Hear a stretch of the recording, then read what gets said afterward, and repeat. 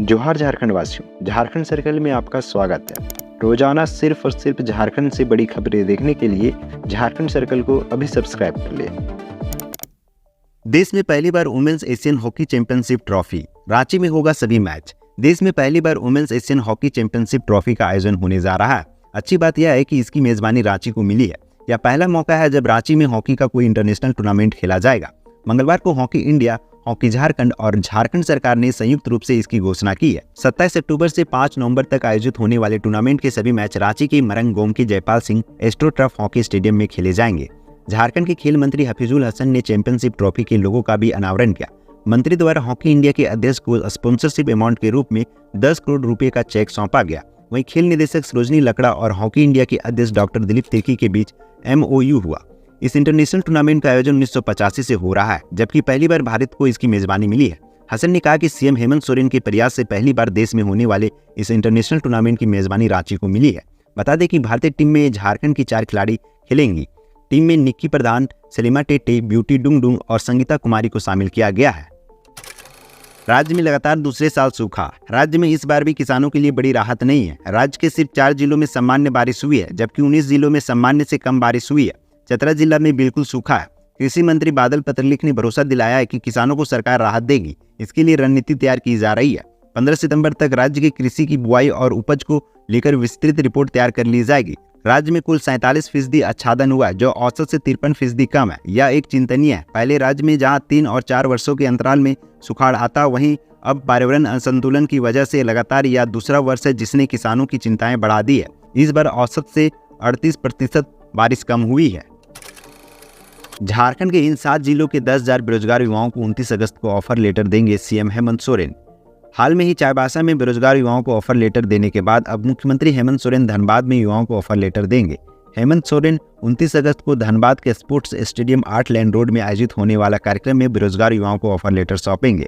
इस कार्यक्रम के आयोजन को लेकर मुख्यमंत्री सचिवालय ने जिला प्रशासन को पत्र भेजा। इसमें कार्यक्रम के आयोजन को लेकर तैयारियां करने का निर्देश दिया गया है। इस दिन लगभग 10,000 युवाओं को रोजगार मिलेगा। बताया गया है कि यह ऑफर लेटर वितरण कार्यक्रम का आयोजन तो धनबाद में होगा, लेकिन इसमें उत्तरी छोटा नागपुर के सभी जिलों हजारीबाग, कोडरमा, गिरिडीह, धनबाद, बोकारो, चतरा, रामगढ़ के युवा शामिल होंगे। इस दिन धनबाद के 1000 से अधिक सभी जिलों मिलाकर लगभग 10,000 युवाओं को ऑफर लेटर मिलेगा। यह ऑफर लेटर कार्यक्रम सह रोजगार मेला, श्रम नियोजन, प्रशिक्षण एवं कौशल विकास विभाग आयोजित कर रहा है।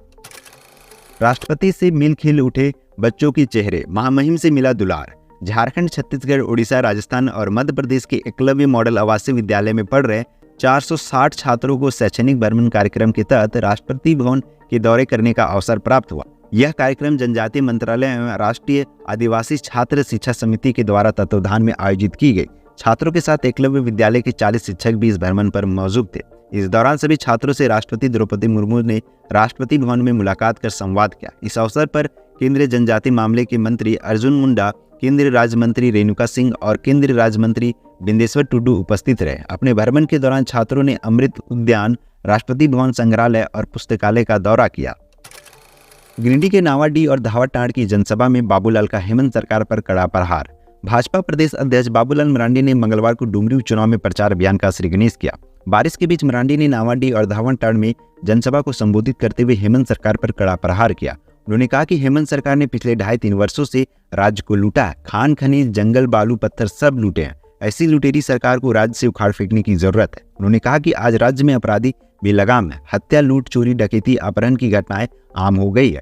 राज्य की बहन बेटियों की इज्जत सुरक्षित नहीं है। उन्होंने कहा कि ये सब इसलिए हो रहा है क्योंकि राज्य की पुलिस को मुख्यमंत्री ने कानून व्यवस्था दुरुस्त करने के लिए नहीं बल्कि वसूली करने में लगा दिया है।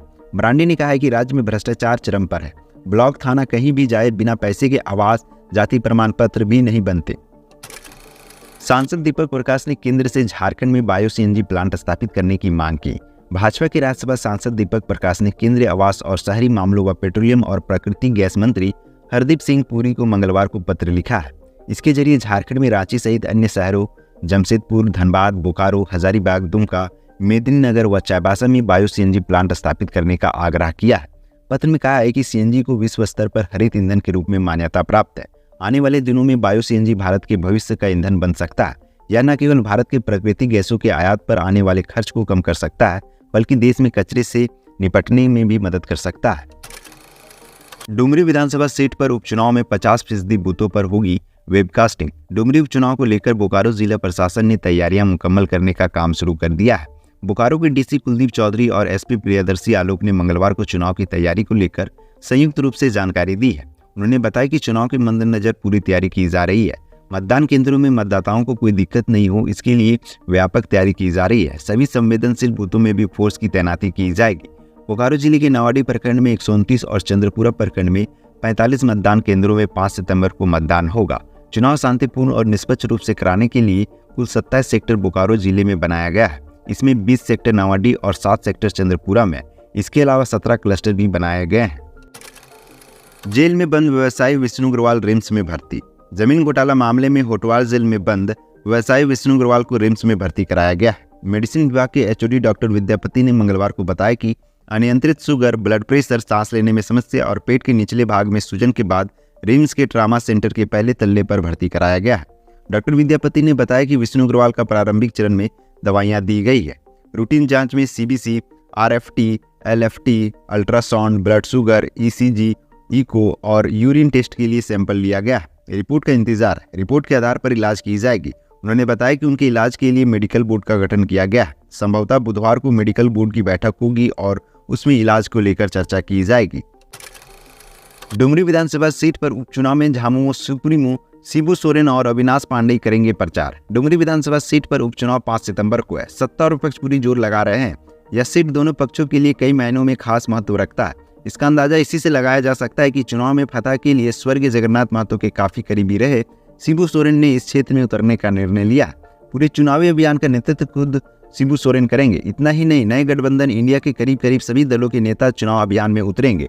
पार्टी ने स्टार प्रचारकों की सूची तैयार कर ली है, जिसमें इंडिया गठबंधन दल के कई नेताओं को शामिल किया गया है। कुल 36 नेता इस चुनावी अभियान का मोर्चा विभिन्न क्षेत्रों में संभालेंगे। इसके अतिरिक्त जो नेता स्टार प्रचारकों की सूची में शामिल नहीं है, वह भी डुमरी में चुनाव प्रचार करेंगे। चाईबासा में नक्सलियों ने वैद की हत्या कर घर को फूंका, एक को किया अगवा। पश्चिमी सिंहभूम के कोलाहन जंगल में नक्सलियों ने जमकर उत्पात मचाया है। नक्सलियों ने एक ग्रामीण वैद की हत्या कर दी है, जबकि एक ग्रामीण का घर भी जला दिया है। कुछ ग्रामीणों के अगवा होने की भी आशंका है। जानकारी के मुताबिक नक्सलियों ने सोमवार की रात टोंटो थाना क्षेत्र रेगड़ा हाथू के वेद सुपाई मुंडेकिन की हत्या कर दी। बताया जा रहा है कि सुपाई मुंडेकिन जड़ी बूटी लाने जंगल गया था। इसी दौरान नक्सलियों ने उनकी हत्या कर दी है।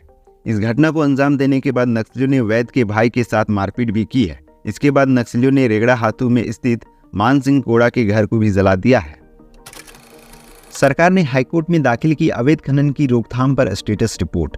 पलामू, गढ़वा और लातेहार में अवैध खनन से जुड़ी जनहित याचिका पर राज्य की हेमंत सोरेन सरकार ने अवैध खनन की रोकथाम को लेकर स्टेटस रिपोर्ट दाखिल कर दी है। हाईकोर्ट के चीफ जस्टिस संजय कुमार मिश्र की अध्यक्षता वाली खंडपीठ ने मंगलवार को याचिकाकर्ता को कहा है कि अगर वह चाहे तो सरकार की स्टेटस रिपोर्ट पर अपना जवाब दाखिल कर सकते हैं। कोर्ट इस मामले की अगली सुनवाई 19 सितंबर को करेगा। आईडी बम की चपेट में आया नक्सली समर्थक। नक्सलियों ने सुरक्षा बलों को निशाना बनाने के लिए कोलाहन जंगल के टुंटो थाना क्षेत्र में कई जगहों पर आईडी लगा रखी थी। इसी आईडी की चपेट में आने से एक नक्सली समर्थक की मौत हो गई। बताया जा रहा है कि वह नक्सलियों से मिलकर लौट रहा था। अचानक उसका पैर आईडी में पड़ गया और उसकी मौत हो गई। इस संबंध में एसपी आशुतोष शेखर ने बताया कि गोइलकेरा थाना क्षेत्र के राजबासा का रहने वाला अर्जुन सुरीन नक्सलियों के लिए काम करता था, उन तक मदद पहुंचाता था। वह नक्सली समर्थक था। वह 1 ग्राम राजबासा में रह रहे नक्सलियों को हर तरह की सुविधाएं उपलब्ध कराता था। रांची आ रही फ्लाइट में यात्री करने लगा खून की उल्टी। नागपुर में करनी पड़ी इमरजेंसी लैंडिंग। मुंबई से रांची आ रही इंडिगो की एक फ्लाइट में उस वक्त अफरा तफरी मच गई जब एक यात्री हवा में उड़ान के दौरान ही खून की उल्टी करने लगा। देखते ही देखते यात्री की तबीयत ज्यादा बिगड़ने लगी और कुछ ही देर में उसकी मृत्यु हो गई। यात्री की तबीयत बिगड़ता देख पायलट ने फ्लाइट की नागपुर एयरपोर्ट पर इमरजेंसी लैंडिंग की। लैंडिंग से पहले ही नागपुर एयरपोर्ट पर किंग्सवे अस्पताल की मेडिकल टीम मौजूद थी, जिसने तुरंत यात्री का चेकअप किया और बताया गया कि यात्री की मौत हो चुकी है। इसके बाद यात्री को मृत अवस्था में ही अस्पताल ले जाया गया। अस्पताल की तरफ से जारी एक बयान में बताया गया कि यात्री किडनी रोग से पीड़ित था। यात्री के बारे में बताया गया कि उसने फ्लाइट में ही काफी ज्यादा खून की उल्टी कर ली थी, जिसकी वजह से उसकी कुछ ही देर में मौत हो गई। आगे की जांच के लिए यात्री के शव को सरकारी अस्पताल में ले जाया गया। मरने वाले यात्री की पहचान देवानंद तिवारी के रूप में की गई है। झारखंड राज्य से आज की प्रमुख खबरें यहीं तक। इस वीडियो के बारे में कोई सजेशन या राय है तो हमें कमेंट के माध्यम से अवगत कराएं। बाकी बात आप अपना और अपने परिवार का ख्याल रखें। जोहार, जय हिंद, जय झारखंड।